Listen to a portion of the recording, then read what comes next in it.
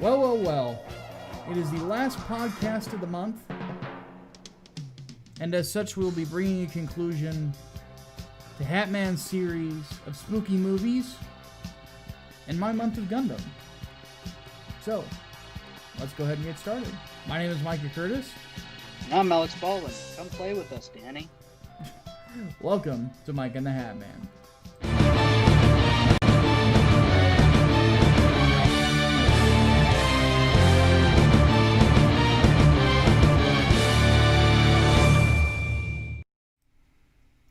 Hatman, you have the floor. Hit it. So, what can I say about The Shining that hasn't already been said? I have seen this movie once before, and I wasn't half paying attention to it because I didn't even realize what was on until it was over. But actually, watching it again now, holy fuck. I don't know if I can call this like the scariest movie of all time, as some people have, but it's definitely unsettling. Just everything about it is unsettling. Real quick, I just need to say that Torino de Guzman threw $40 at me and just said, like, here, have a good, have some money. I will gladly accept your gift, sir. Thank you. Get some candy. Get some Halloween candy. Anyway, I think the most unsettling thing in that movie is when Danny is saying, you know, red rum over and over again, or Danny is Tony. Yeah. Just that the delivery, the way it like croaks out is just so fucking freaky. Yeah. That, you know, I can't help but shiver a little bit or get goosebumps with every time he says it. You know, it's definitely creepy. And then of course Jack Nicholson is Jack Nicholson. Like what can I say? Yeah.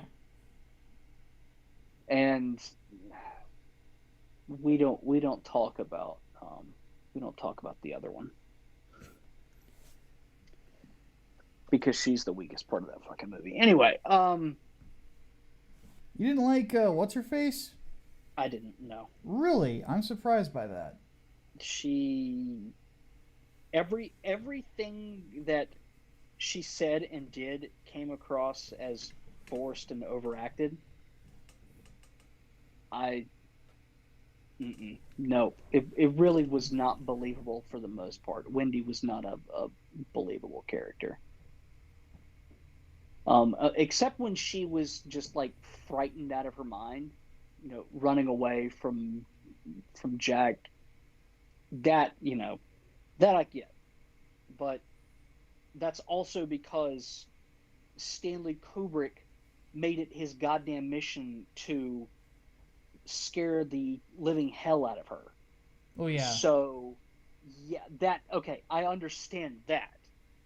But everything else, which is weird because this is a Kubrick movie. You know, this is the dude who famously took like 127 takes to get a scene right because he was that much of a damn perfectionist. But still, I feel like she's the weakest part of the movie. Shelley Duvall, I think, is who played it. Yes. Yeah, I think she's the weakest part. But thank God the movie doesn't really focus on her that much. It's mostly Danny and Jack, and I'm okay with that. About the only thing that I wish we got more exposition on or whatever was the idea of, you know, the Shining, this, you know, sort of psychic power that he's got. But again, this is a Kubrick movie, so of course, you know, it's going to be layered in enigmas. And I'm told Doctor Sleep does a way better job of going into the mythos behind the Shining itself,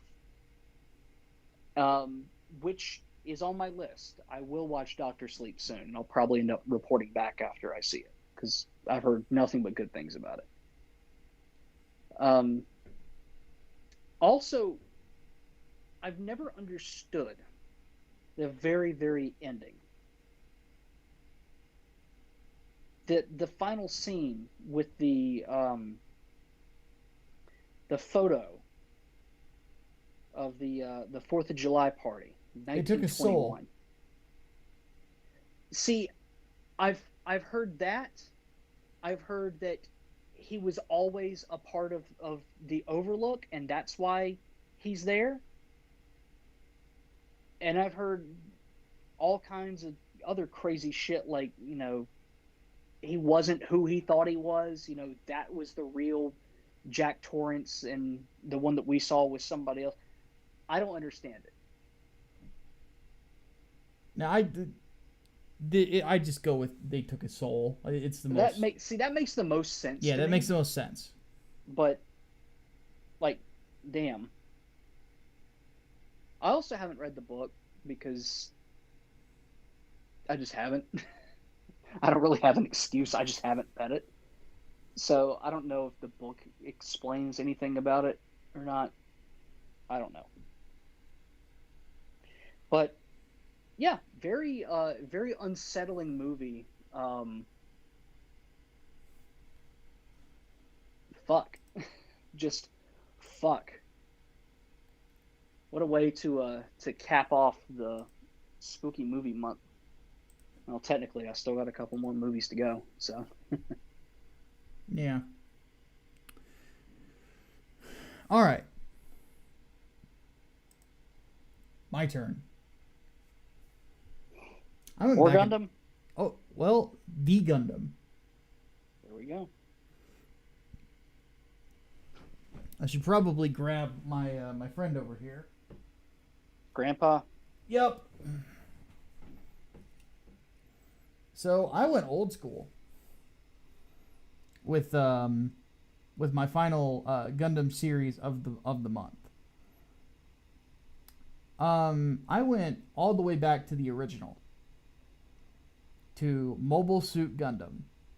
The late, I think it was like 1979 is when it came out. Sounds about right, yeah. And I kind of discovered something going back and watching it. Now, I watched the second dub of it. The one that had much better voice acting. It's the same crew who did Wing, or dubbed Wing. Loved it. Going back and watching it, there's a couple things you realize. First off, how different it was than any other robot show at the time. Mm-hmm. And that it really is just a trailblazer in a lot of ways. And how far ahead of time the writing specifically was. Tamino is one of my biggest inspirations as a writer. And one thing that I always loved about it was that he didn't treat Gundam like a super robot show, because he had done super robot shows. He did Daitarn 3, he did Zambot, so he had done those like right beforehand. And this was him basically telling a war story that happened to have giant robots in it. That's what Mobile Suit Gundam is. And it is so far ahead of its time in writing. I would say that in some ways, modern anime writing is nowhere close to this in regards to quality. Or hasn't even learned a lot of the lessons that Tamino was teaching way back then.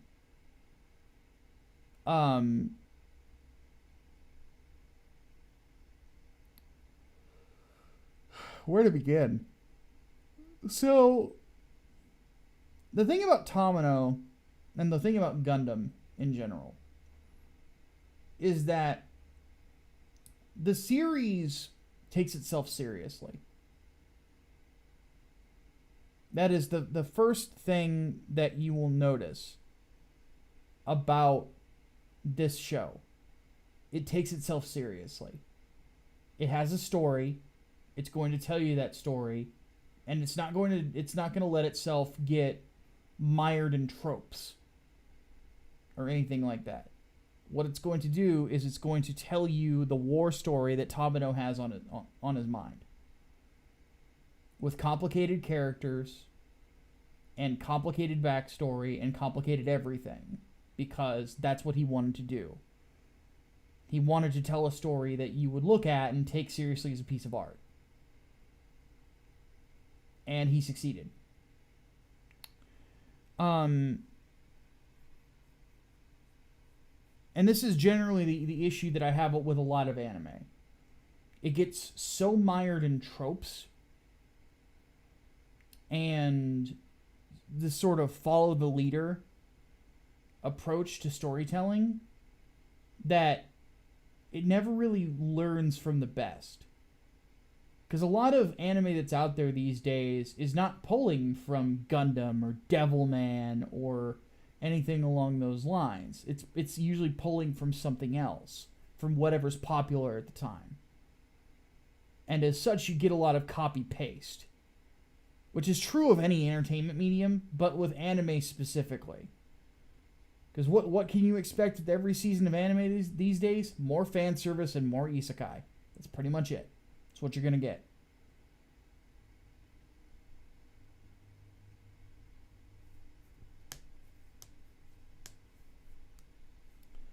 And as you can see by the image in front of you, the animation is not that great, because again, this is the 70s we're talking about.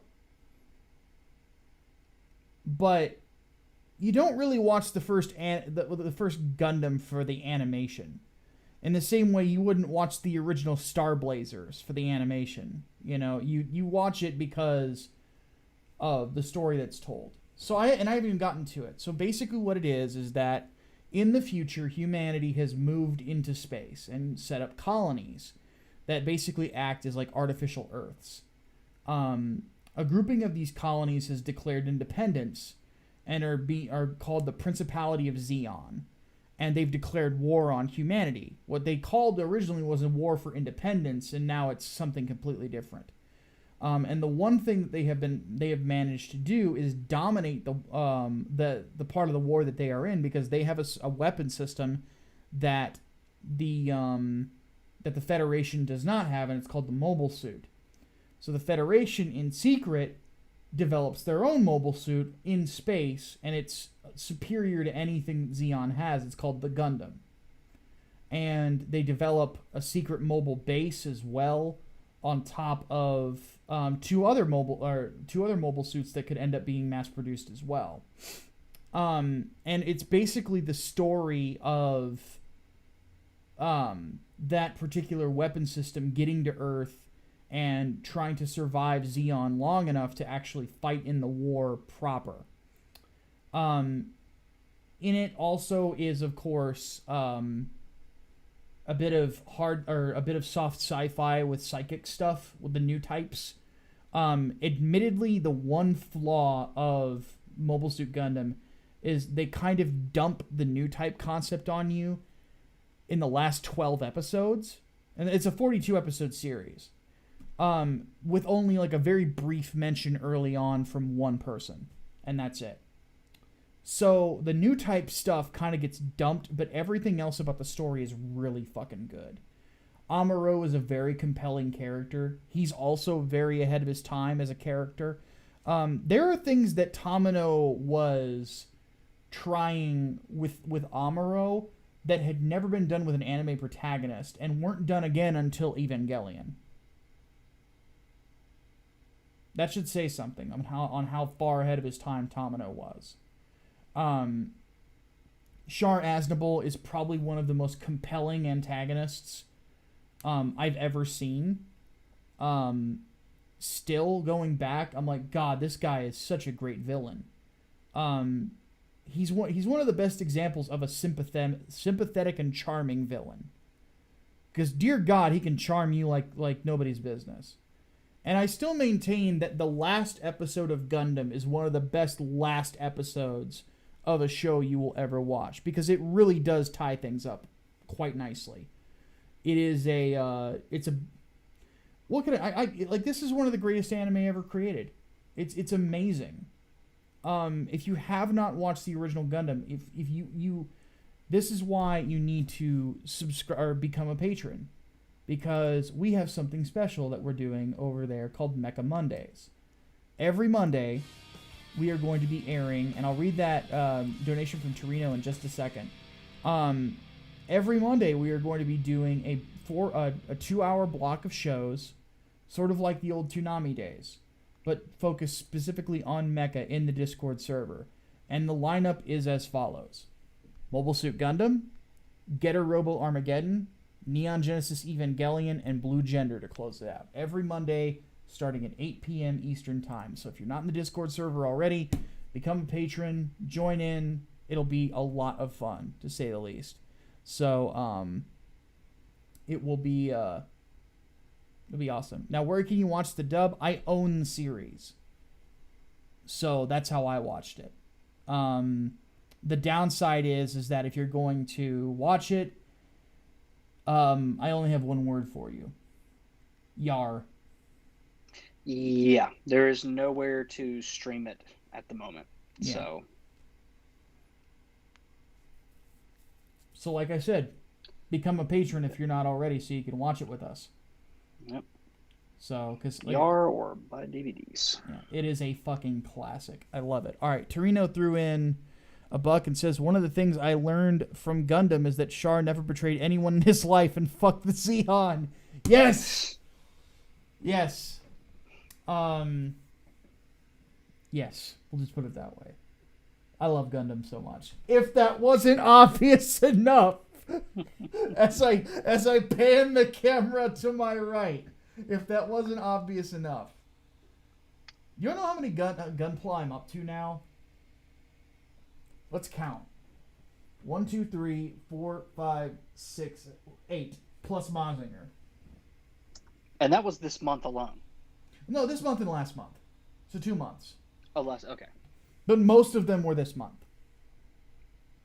Like, all of this shelf behind me, the Universal Century shelf, I think was this month. So... And my favorite one to build was actually the original, the Grandpa Gundam. This guy right here was an odd build. I'm lucky that he had spare shoulders because I broke the original set. But here, let me switch scenes real quick. Hatman can't see it, but nope. He'll watch the replay. But this was a really fun kit to put together, and it came out great. So I'll always love the Gundam, man. It's a classic mobile suit, you know. It's just cool looking. I've always been fascinated with it. By the way, you know what's really cool about this model? If I pop the top off, it actually has the core fighter in it.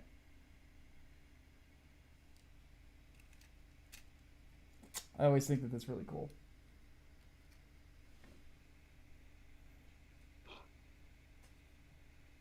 All right. I'm happy now. I am in a much better mood.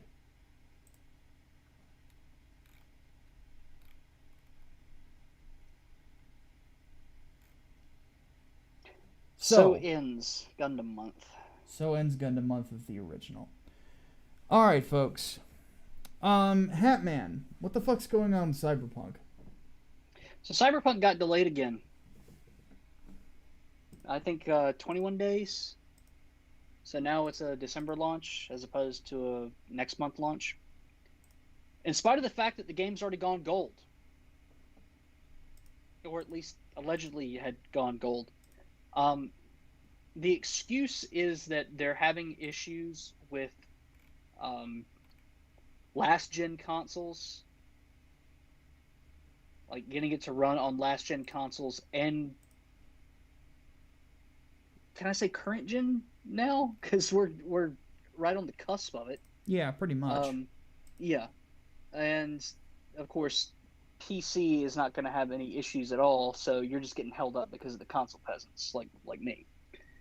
So yeah, needless to say, people are not happy. They're blaming the crunch culture, and they're starting to say that CD Projekt Red has now gone to the dark side, and fuck them, and whatever. But honestly, like I'm at the point where I don't think Cyberpunk is going to be a bad game, but I think that CDPR are really, really anxious about making sure that it's not a total garbage fire on launch. Yeah, pretty And much. frankly, I'm with them on that. And I guess they don't want to run into a situation like what happened with Fallout 76. Yeah, exactly. Like you Jesus. like people can't afford that at this point. No, absolutely not. So I'm okay with waiting. Um, been this fucking long, why the hell not? But I know some people are really, really fucking pissed off. But honestly, fuck it. Excuse me. As long as it's still dropping this year, I really can't be that upset.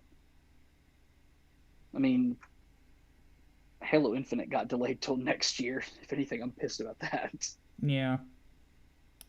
I really like the only thing that I've had on my mind new video game wise has been Cyberpunk, but I'm not distressed by the delay because I think that you delay things like this. It can oftentimes be a much better thing than to just release it early. Yeah. Like sometimes I think that sometimes you gotta just put games have need a little bit more time in the oven. I mean, like if they had given Resident Evil 3 remake more time in the oven, it would have been and added a little bit more to the campaign. I think that they would have really nailed it. Yeah. It's Um. and even Miyamoto like is quoted as saying is like a game that's late and is good forever. A game that's early and it's bad is bad forever. Yeah.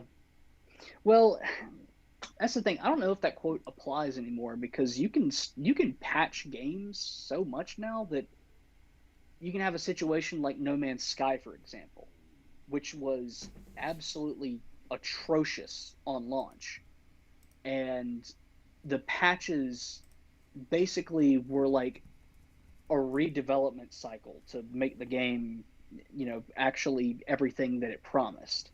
Right, but it took them 4 years to do that.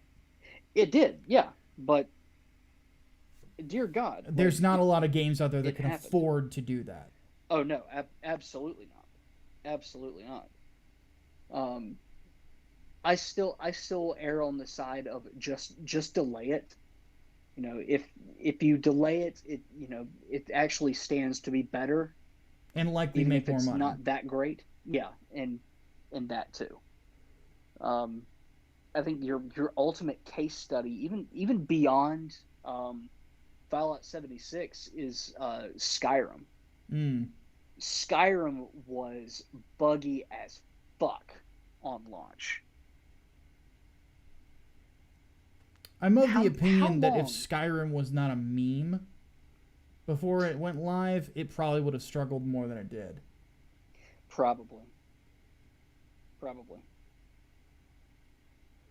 But dear God, how long did it take to finally get everything fucking together for About a Skyrim? year. Actually, make it playable. Yeah, Well, it was playable. It was just not like certain like the big problem was the PlayStation version was really bad. It was basically a fucking slideshow. yeah. And I know I owned it. Well, that and how many fucking game breaking bugs were in there too? Quite a few. Yeah, and y'all fuckers, y'all said horse armor was the worst of it. uh, If only we had known. Only we had known. But no, I'm not worried about this. I certainly trust CDPR more than most other development houses, so I trust that they'll get it right. Certainly more than Naughty Dog. Delay the game after the big plot point leaks and still do nothing about it. Yeah. Fuck them. I think we said kind of all we need to say about this particular topic. I just want to say there's 63 people that are in the chat right now, and there's only 17 likes. Yeah, about to say, how many Steves do we have in the chat? Yeah, fuck you, Steve. Yeah, too many of them. Jesus. Too many of them. That's why I was grumpy. Now I'm grumpy again because of fucking Steve. I get it. Y'all want to change your fucking names, but you ain't fooling nobody. Y'all Steves to me. Fuck y'all. Yeah. The fuck, man. Okay. Steve masks. So, silhouette of a black woman? What the fuck is that? So, you know how they recast Batwoman in the CW Batwoman? And they made her a black woman now? Yeah, because apparently Jewish lesbian is not enough. They must be black lesbian. Apparently so, yeah. Well, apparently it's also important for everyone to know that she's black, y'all. She's black, y'all. She's blacker than black, and she's black, y'all. To the point where even the silhouette has to remind everybody that she is very, very black. Hair. Them curls, that weave, everywhere. It's like there's no mask. And the whole time I look at this picture and I think, how easy would it be for one of her adversaries to figure out her secret fucking identity? Yeah.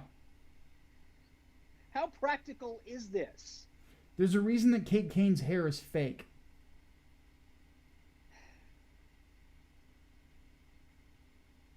Just fucking hell.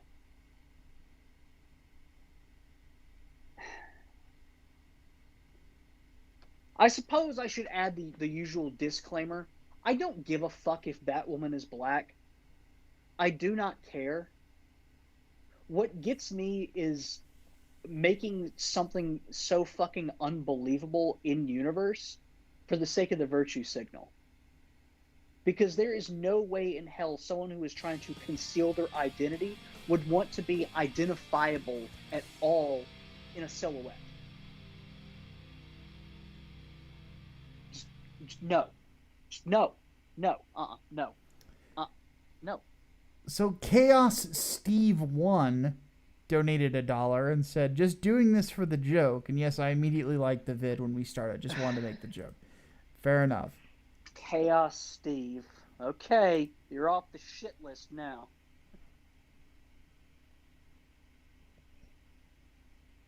Oh god. Can we say that the DC CW universe is just totally fucked at this point? And there's no point in even bothering to give it the time of day. I'm perfectly fine with that. Yeah, okay. So we've completely written this off. Sorry, Crisis on Infinite Earths. You had a good concept for the crossover, but you fucked it. I just want to say this to anybody out there in our audience who's black. The statement must have the silhouette of a black woman. That sounds like something a white person said. Yeah. And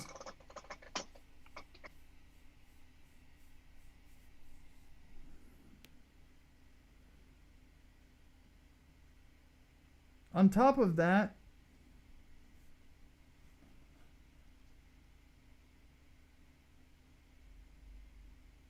Why the heck has somebody renamed themselves?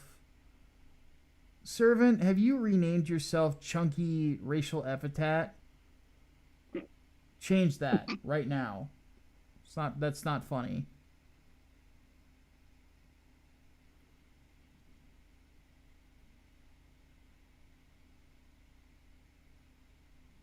Oh, did he use an actual racial epithet? I think he meant raccoon, but no. Okay. I was about to say, like, if the actual name was Chunky Racial Epithet, then that would be a little funny. But no.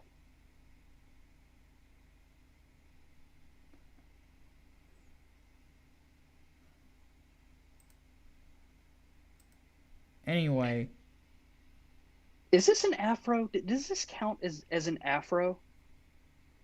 What I was going to say was I'm of the opinion that A, woke white women are a threat to democracy. And B, their view of black people is that scene in the movie Precious where she steals a bucket of fried chicken. Oh my god.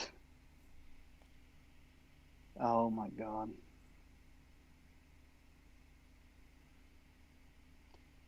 I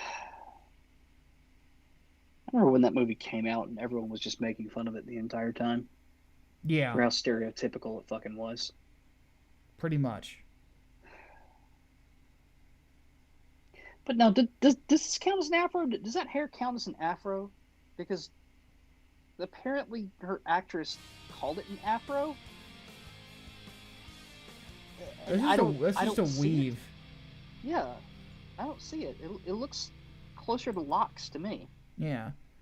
Chaos Sonic says here, already stopped watching the CW because it was making everything worse after Flash Season 2.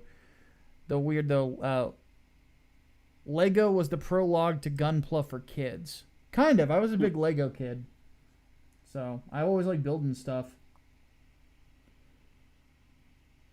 Alright, we need to move on to the last topic. Candy. Candy. I like candy. I do too. That's Halloween.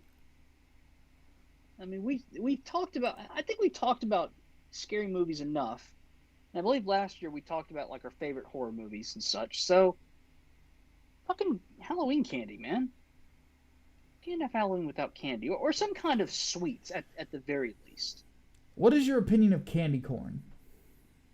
Candy corn is okay in small doses. Too much of it is bad because then it just turns into like straight sugar and it doesn't taste good anymore. I enjoy it quite a bit. But I think it's okay in small doses. Well, I get a bag of candy pumpkins every year. Candy pumpkins are good too.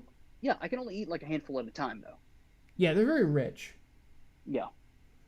Not quite like marzipan levels, but they still almost remind me of marzipan in a way. Yeah. Poor man's marzipan, if you will. Get it at Rose's. Okay, so chocolate bars.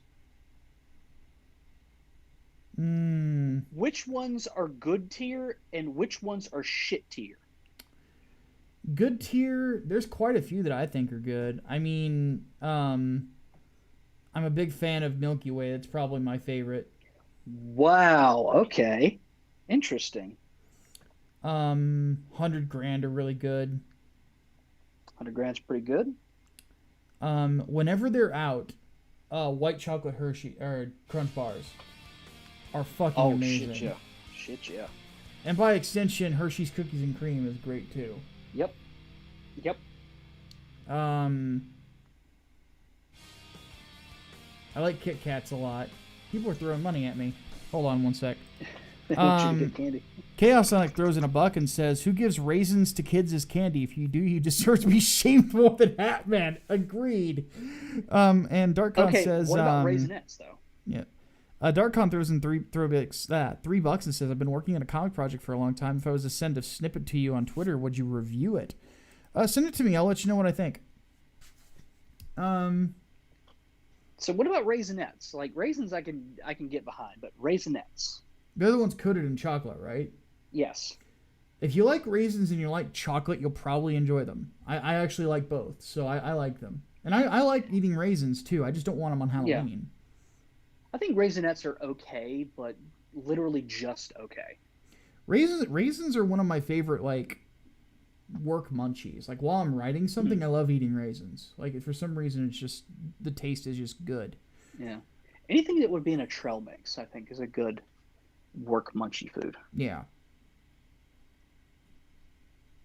So, chocolate bars. I've always liked, Kit Kats, of course. Three Musketeers is pretty good, but it's kind of like eating air. Three Musketeers I really, really enjoy. But yeah, like it feels like it just disappears too quickly. Yeah, it feels like you're breathing chocolate. Yeah, that's what it was like. Because when I used to work at a chocolate factory back when I was married, like over a decade ago, my then wife would actually say, like, what's it like working at a chocolate factory? I'm like, it's like breathing a Three Musketeers all day. There you go. I guess it makes sense though, because if you put a bunch of Three Musketeers bars in your mouth, which is always a good idea, it's just really, really rich. So I suppose it makes sense to make it like really kind of light, because otherwise it'd be too much for you. Yeah. Hardboiled in the chat brings up Whoppers. So funny story. If you ate a Whopper about around 2006, there's a good chance I'm the one who made it. I probably did. So, because I worked in the batching department and in shipping at the Hershey's factory here in Illinois.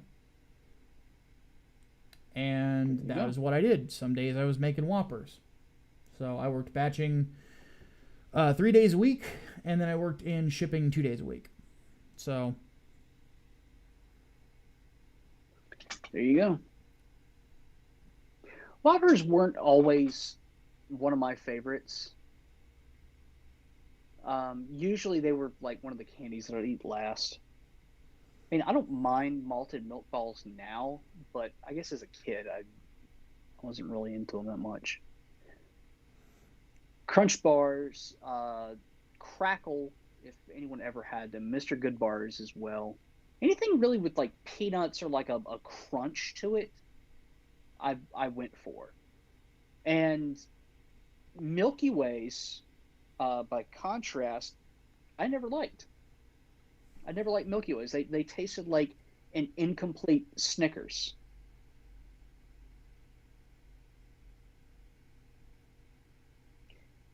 And I don't understand it either, because I don't have anything against caramel. Because, like Cowtails and Caramel Chews, I love those. But I don't understand it. I don't understand the aversion to Milky Ways. I will just say this. Bit-O-Honey is disgusting. Bit-O-Honey is fucking garbage. Yeah, if your area is allowing trick or treating and you give Bit-O-Honey to a child, that's child abuse. Okay, like Absolutely. Fuck you. Like, Absolutely. Seriously. You want somebody to have a bit of honey? Get them a fucking honey stick. Like literally do that. That will be better than that bullshit candy known as the like just fuck. Like. No, like get kids actual good taste. Do not give children on Halloween something you yourself would not eat. Seriously. Don't be that kind of a cunt. If you're going to get like the cheapo Halloween candy option, just pull out the shit that you wouldn't eat. And toss it.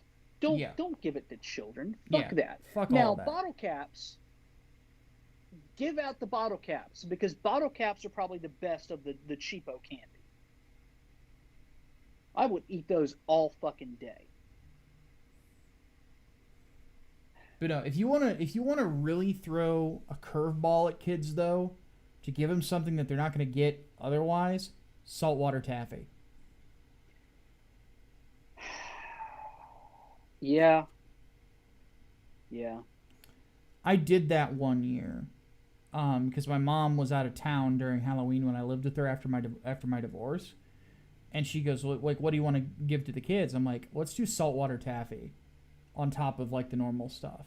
And she's like, go ahead. So I bought a bunch of it, and the next thing I heard at church was a bunch of the moms coming up to me and going, did you seriously say you put in saltwater taffy? That was you? I'm like, yeah. I'm like, I love that stuff. And they're like, oh, our kids love it now. Like, they can't stop talking about it. I'm like, I've converted more.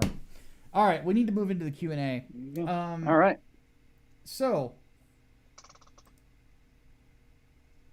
see what we got from the Discord here. So, Holy Ninja Tail wants to know, is post-apocalypse fiction's tendency to forget basic morality and humanity accurate? Yes, that's kind of the point. Let's see here. Seth wanted to know, what was the first horror movie we were able to watch without getting scared? And how old were we?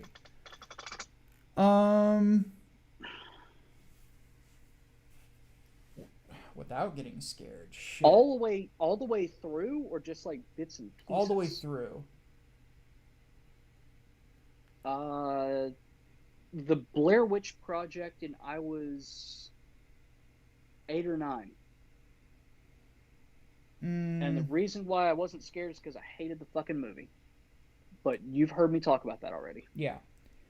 I would say Alien, the first one. But I was 15. Because you have to keep something in mind. I have struggled with anxiety most of my life. So it makes horror movies kind of hard. But I love horror. I do. Like, back 3 nights, 4 days. You'll see how much I love horror. Like, had you watched Alien before then? No. Or any of the Alien movies? Interesting. That was the first time I saw it. And I was able to get through it. And I was nervous, but I wasn't, like... Actually, wait. No. I had seen Alien once before when I was younger. Because Dad was watching it on television. And ever since then, the Xenomorph has freaked me the fuck out as a monster. I hate that thing.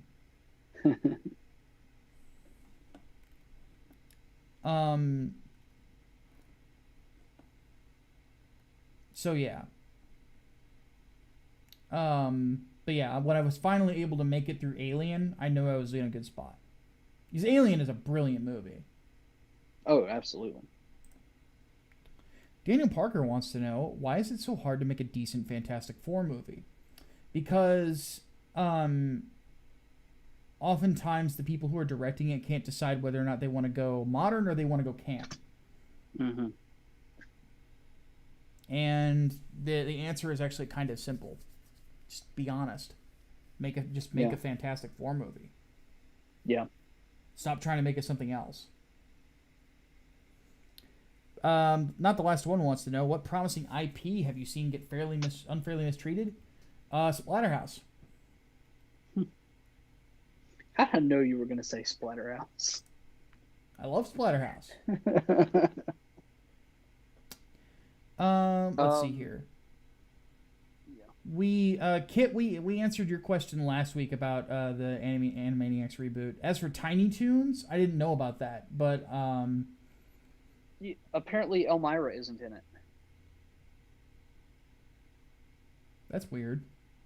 I have no idea why they would do a Tiny Toons reboot without motherfucking Elmira, but whatever. I'm disappointed, and I'm very sad for Cree Summer. Xenonic wants to know, what is your favorite Spider-Man moment? Ooh. Are you going to troll me and say the night Gwen Stacy died? No, actually I'm not. It's tempting, but no. I might actually say it. I might actually say that's the one. The end of the Silver Age of comics.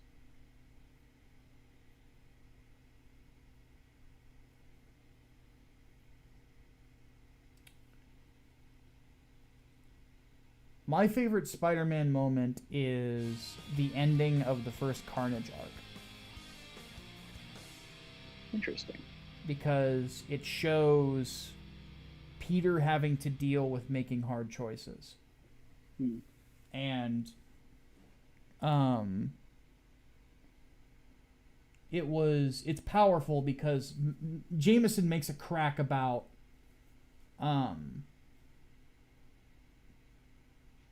Captain America.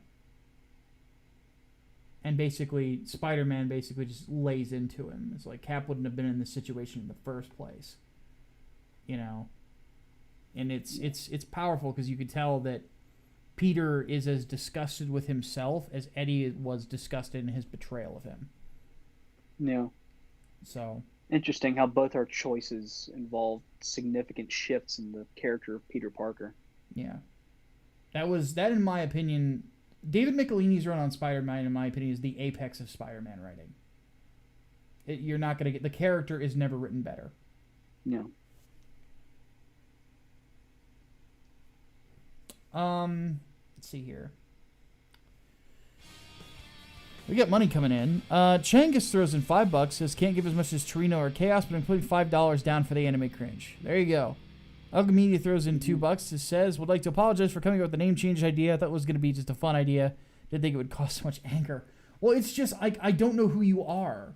Yeah. Because you're not like... So, let me just put it this way.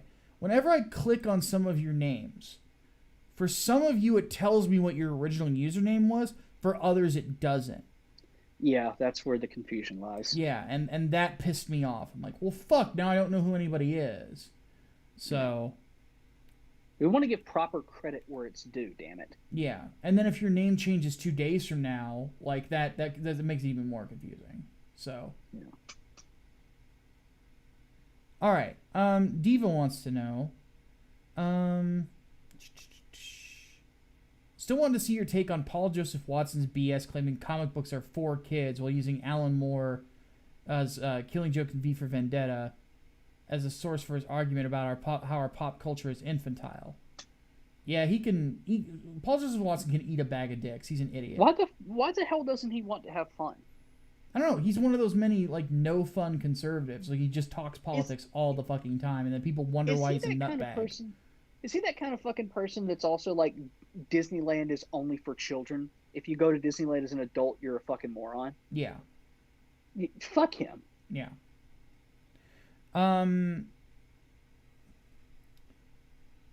A-Hat wants to know, what's a good way to get back to enjoying movies and games? For the last few years, I've been slowly losing interest in both, struggle to enjoy them. Yeah, stop being a doomer. Like, just stop. Just watch stuff. Even if it's, like, old stuff. Like, just watch stuff. Play stuff. Yeah, because here's the thing. If you can't even enjoy things you usually did, it's your own head that's fucking with you. Yeah. And now is time for a come to Jesus moment for a member of our audience. I've told you over and over again that this is what doomerism does to you, and if you are not willing to actually say, I'm becoming a doomer, you're never going to change. And you're never going to be able to enjoy shit ever again because you're going to mire yourself in depression and idiocy to the point where you can't see 3 feet in front of you. Being a doomer is bad for you. Get away from that shit. Drop all the black pill YouTube channels. Drop all the depressing shit in your lifetime. Stop focusing as much on politics. I don't care what you're saying. Just that is why things are feeling like chores. That is why things are feeling like that, is because you are allowing that sort of depressed mindset to dominate you. There are things in your life you need to cut out that are dragging you down. Cut the excess weight. Trust me. From somebody who has been there. Trust me. Cut it out. Just cut it out of your life. You are better without it. Then you'll start to enjoy stuff again. I actually have a suggestion, like a straight media suggestion, and it's going to seem weird. Watch Back to the Future. Back to the Future is a movie that I can't play in the background at all because it always demands my attention. There's always something in that movie that, like, a small detail that I've never noticed before. And I'll point it out, I'll be like, oh man, I never noticed that before. And before I know it, I'm fully engaged in that movie. And whatever I was doing, fucking around and I just want noise on the background becomes secondary to me watching the movie. So if you're looking for something really engaging and just to enjoy and to open the door, watch fucking Back to the Future. You cannot say anything negative about that movie. Yeah. It's a really good litmus test for where your head's at. And by the way, I say this as somebody who cares about you.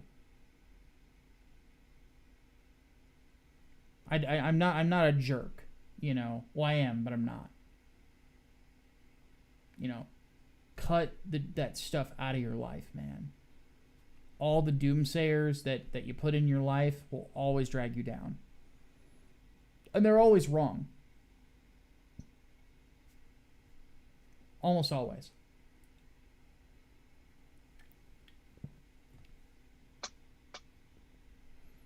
I'm of the opinion that black pill is the worst thing to come out of the right wing. It's like that mentality is the worst thing. Is it specifically a right wing? That's where it came from. The extreme right.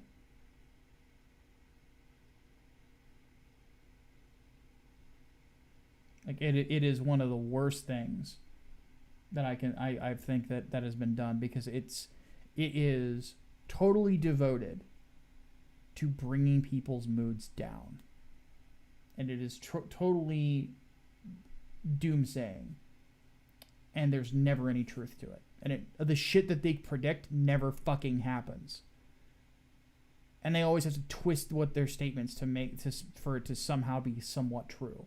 Fuck all that shit. Life can be good if you make it that.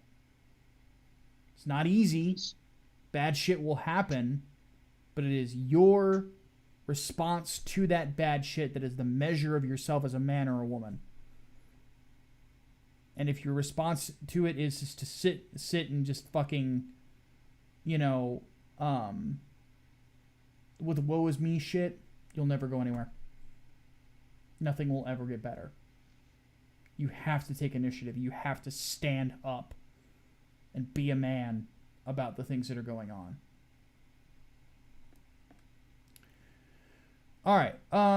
Servant says here. Actually, wait, no. Darth Bobcat says, now that Marvel's doing Alien comics, we'll get to see Xenomorph versus the Brood. Should they do that obvious comparison? No, keep them away from each other. And then Servant says, there's talk of higher-ups of the HBO saying there's no sacred cows, referring to nothing being off the chopping block due to their finances being in the tank. Rooster Teeth is one of the things they own. Who do you think they're going to consolidate and axe next? I think it's just going to depend on who's performing the worst. So if Rooster Teeth is performing really badly, then yeah, they're going to be on the chopping block. They're probably not going to look at like the controversies that have been going on, because the people that were involved in it have already left Rooster Teeth. So they're going to consider that problem solved, So yeah.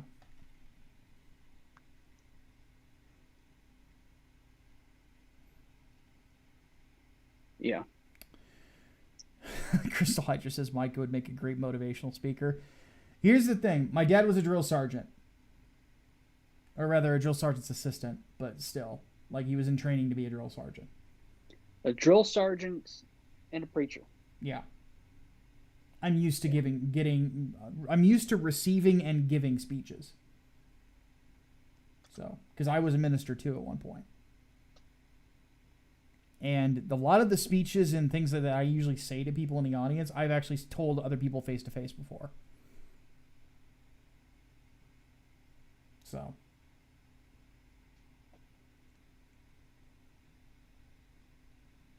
All right.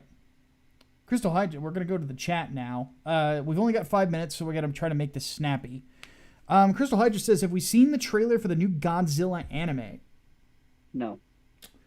I have, and isn't like they're like the precursor to Ultraman is in it or something like that too. Okay. So that's interesting.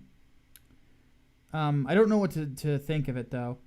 Melee Brawler says, have we heard about the Death in the Family movie that's been released recently? If so, what are your thoughts on it? Well, we haven't watched it. I know I haven't. I like the original story. Oddly enough, written by Jim Starlin. Mm-hmm. So yeah, saying Jim Starlin's one of the most prolific writers of all time in comics is a bit of a fucking understatement. Yep. But how many votes was it to kill Robin? Barely like more than to save him. I think it was like 23 votes to kill Robin. Yeah. Mm. How did Carmine survive, but Jason Todd didn't? because you already lost 2 Carmines before Clay. True. You had to have one live. Yep. Jenga says we need fewer doomers and more fun, thus my cringe has some more corona for everyone. Well, we will definitely do that. Well, I won't be able to because I can't watch cringe without getting cut out of the fucking live stream. That's a bummer. Because fuck Spectrum. Oh, Crystal Hydra says Jet Jaguar was Toho's attempt to create a competitor to Ultraman, but it never took off. Okay. Oh, yes. Wasn't it, like, made by a child or something? I think. Let's see here. Hunter Iggy wants to know, what's your thoughts on Little Wayne meeting President Trump? Let me just say this. All of this rappers for Trump thing is hilarious. I love it. Yeah, I do too. It's hilarious. And it's all because of taxes. They don't want to pay taxes. I love it. It's hilarious. Oh, Derek Mozzarella says, I just joined on Patreon. How do I access the Discord? If your Discord account is not already attached to your Patreon account, message me on Patreon and I will get you an invite link. Then you can watch Back to the Future with us. Indeed. And Mecha Mondays. Mecha Mondays is going to be fun. Leonardo Juan said, oh, no, that's a fun fact. GTA Driver asks, is it safe to assume that people taking risks is what's hurting or helping entertainment? Risks, no. That's not what's hurting it. It's definitely what's helping it. The people who are taking risks are the ones that are actually giving you the best stuff these days, it seems. Nothing risked, nothing gained. Yeah, it's like the people who aren't afraid of the previous conventions are the ones who are going to provide you with the best stuff at this point, because it's truly something they're passionate about. Yep. Another reason you should back 3 Nights 4 Days if you already haven't, because that's my passion project. Brian Gilmartin wants to know favorite Ninja Turtle games. I'll pick 2. So Turtles in Time is the obvious one. Yep. I would say probably my other one, oddly enough, is the NES one. Just because it's the bitchin' soundtrack. I never got around to playing it. I never got around to playing the NES one. I only ever played Turtles in Time, so. Really? That's all I got to go on. Yep. I'm surprised you should broaden your horizons a little bit. There's some great Turtle stuff. The other arcade game is really good too. So, Turtles were like the kings of the beat-em-ups. Samurai Bear donates $2, and we're gonna have to close the podcast on this one before. Once you know I'm looking for more Doom Guy anime. No. Oh God. No. Draw the line at Doom Guy. No. All right.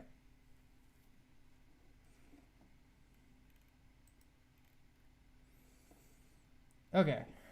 So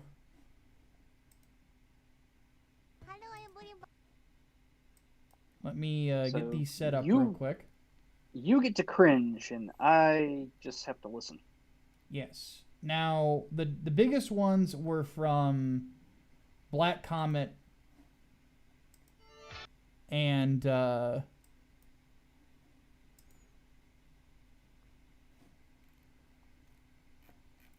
from Changus. So let me go ahead and get these queued up. And we'll start with this unaired Gundam series Doozy Bots. Uh-oh. This should be interesting. Oh, man. I almost hate that I have to set this one out.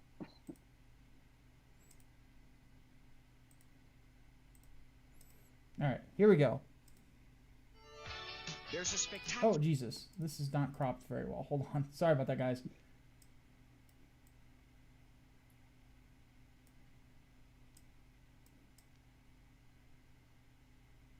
Here we go. New comedy action series coming in the fall of 1991. Hey kids, get ready for Doozy Bots. Meet Professor Doozy, he's the wacky one. He's got a team science club, and here they come. Max, he's the leader of the football squad. He's fast and smooth with a super spot. What the fuck am I looking at?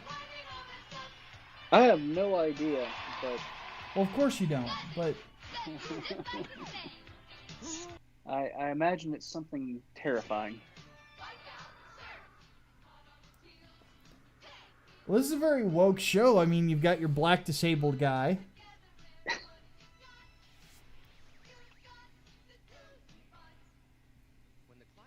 Why is Is it this called modern woke or Doozy 90s Bots, woke? though? Like, there was no robots in that opening.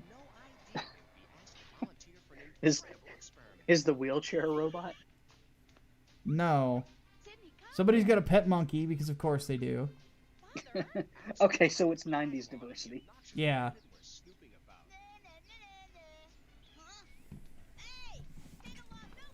Where's the fucking robots? Alright, I'm fast forwarding. This is bullshit.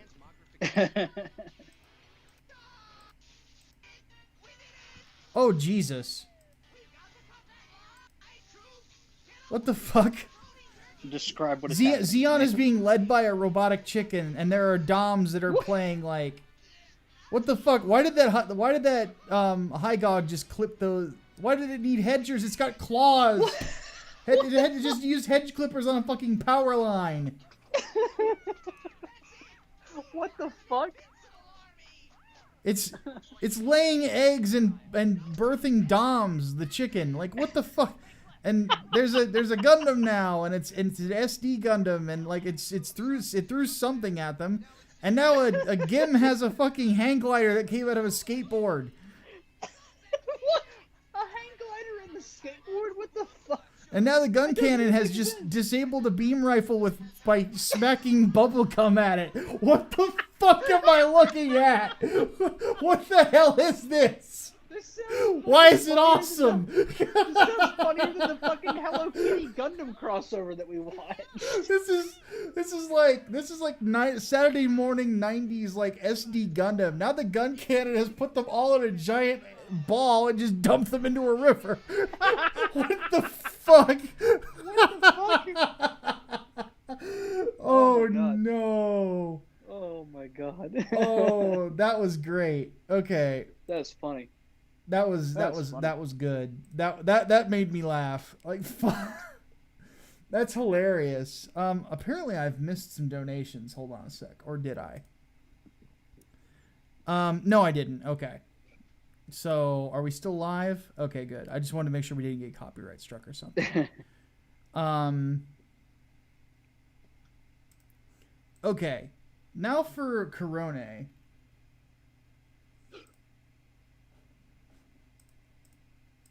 Because we do have a lot of fans of the show that are fans of hers, apparently. Ah! I can't get into VTube, so... I understand the appeal. It's very charming. Oh, I do too, absolutely. But I can't get into it. Okay. Here we go. This is only 2 minutes, so...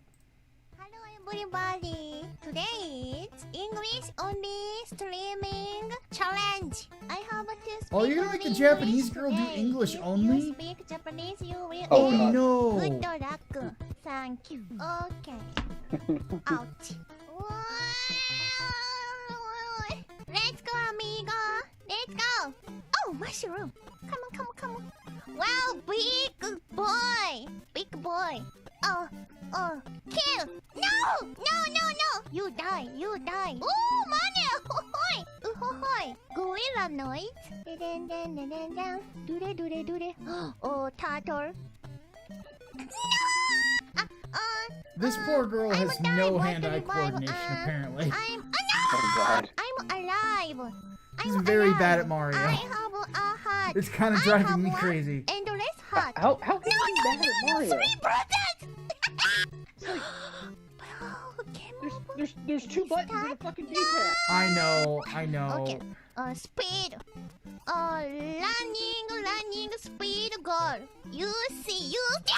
Calm down. Everybody calm down. Today is English only. Sorry, Mingo! Meatball? Amazing meatball! Oh, you kill me! Jump. Okay. Oh, good lord. Phew. Oh, yes. Boing, boing. Yes. Oh, no, mushroom, no. Oh, my mushroom. Okay. Oh my lord. Wow. Welcome to Warp Zone. I'm a winner. Ding. Whoa. Independence Day. This is Independence. No. No. Okay. Let's go. Sunshine. Oh, no. Oh, money. My money. Question mark box. No mushroom. Angry. Oh, that's pretty cute. All right, folks.